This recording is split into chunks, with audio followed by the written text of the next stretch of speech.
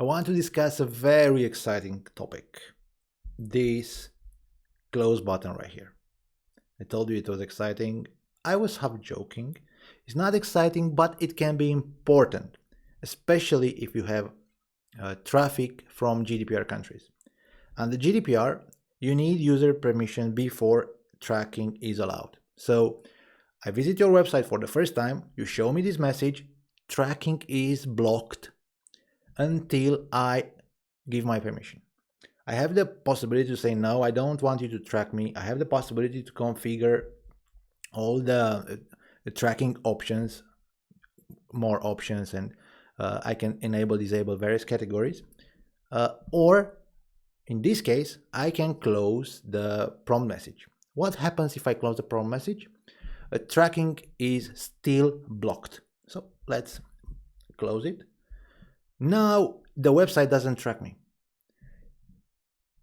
With Consent Magic, we have various options related to this close button for rules using ask before tracking consent type. Ask before tracking is the consent type used for GDPR countries. So tracking is allowed after user gives permission. Okay, I close the message. Tracking is blocked. Next time I visit a new page on this website, I see the consent prompt again. We do this because we want the user to say something, say yes or no. Closing the message is kind of ambiguous. However, the consent plugin has these options for GDPR rules. Let me show you.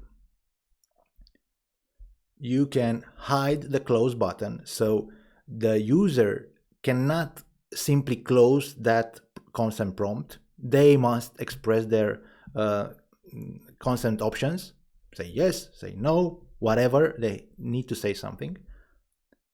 So you can hide the close button, or you can enable this option, don't show the consent prompt after click on close button. Basically, this will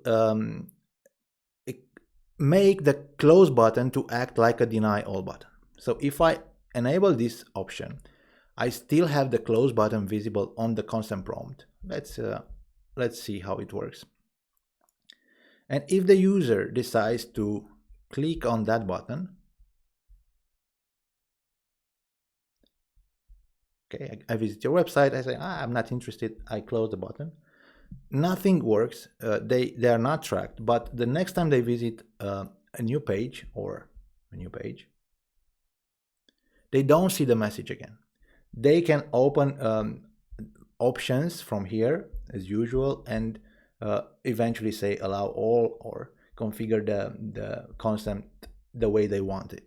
But if they close without accepting, they will not see the message, the consent prompt again. We do this because we were asked by some of our users. They said, look, we need to show a close button on our consent prompt, and we don't want the consent prompt to be visible again and again and again every time you visit a new page. In my view, it's best to show it again until you have an interaction from your users. But if you don't care that much about tracking your users, and if you don't want to annoy them, maybe you should enable this option I just showed you. My recommendation, if it's allowed by your legislation, is to hide the close button completely, like this. So hide, save, and when I visit your website and I'm targeted by a GDPR rule, so a rule using ask before tracking consent type, I don't have a close option. All I can do is to say allow all or more options and configure my options the way I want it. Confirm, and now tracking is allowed for that categories that I turn on. You can also, if you want, add a deny all button like this. Save. Again, if you want to have it or if you must have it for some legal reasons. And now I have a disable all button, allow all and more options with no close button. So that's how I think it should work. But if you need a close button, you can enable it. And if you need that close button to act as a deny all button, again, it's possible.